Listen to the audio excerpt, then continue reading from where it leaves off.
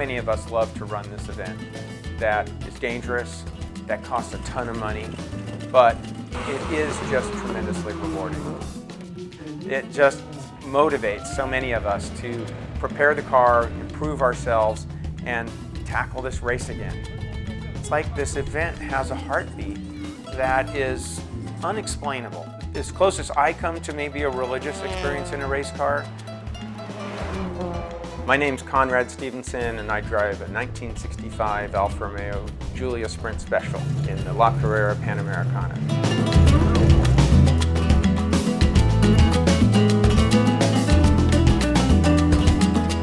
I always knew that I wanted to be involved with cars and really building cars, not just fixing cars or hot rodding them. I really like bending metal and shaping panels and drawing cars and sketching. So I think at an early age, maybe 10 or 12 years old, I knew that I was going to be a mechanical engineer. I just thought that's the heart of it. That's the meat and bones of stuff that goes into cars. Right after September 11th in 2001, a few weeks after it, one team had planned to go down and they had a vacancy. And they invited me to go along with them. And I grabbed my helmet and it was to help support and possibly drive. And in the end, I ended up getting a driver's license and getting into the car on occasions. And it was like a really fabulous time. The racing was spectacular, the terrain unbelievable. The Zócalos, the parts of Mexico that I saw in that race were unlike anything I had imagined. So I was hooked at that point, and it's been a problem for me to not obsess about how am I going to get down there again, how am I going to get ready. And after running for years, I did that and built my own car, this 1965 Giulia Sprint Special. It was just one of the more rewarding things I've ever done in my life. I mean, of course, I'm a father and a grandfather, and those are fabulous things, and I can't downplay how important family is to being able to do an event like this. But it has been a tremendously positive experience for me running Mexico.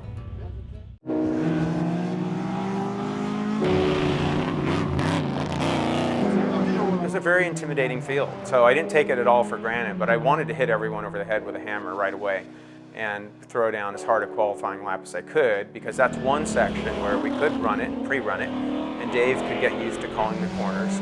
And then the next time it wouldn't be, virgin road. We'd know where we were. And I'm always sort of sensitive to how I feel, how the car feels, but it felt good that day, and so we did. We qualified very well. I think we were 12th or 13th overall, and just like 0.2 seconds behind the Czech. So he also was, in fact, very quick.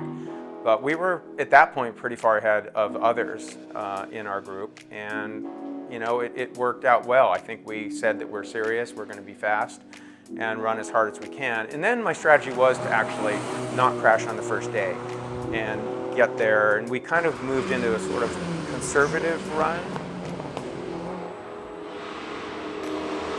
The groups in the La Carrera, and there's probably 10 of them, but the basic ones are the original Pan Am class, which is maybe how the cars were, even perhaps drum brakes. Not many people run in that group anymore. Most of the highest category is the original Pan Am group, where we have our famous Studebakers and Fords and Oldsmobiles.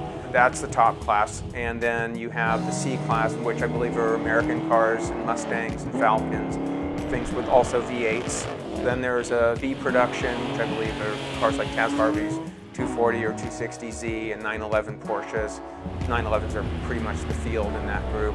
And then the A production group, which are under 2-liter cars, which is what I'm in, and I'm in the A plus category, which allows some modifications like 45mm Webers, upgrades to brakes, and of course, many safety mods are encouraged so that we can change those things.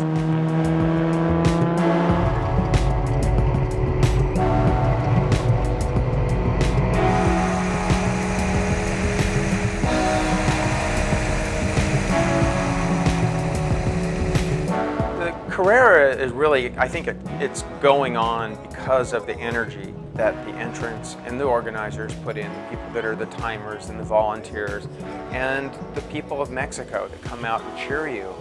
But mostly you're just holding and sharing this joy with people. Signo de un ganador. A celebrar, señores, a celebrar.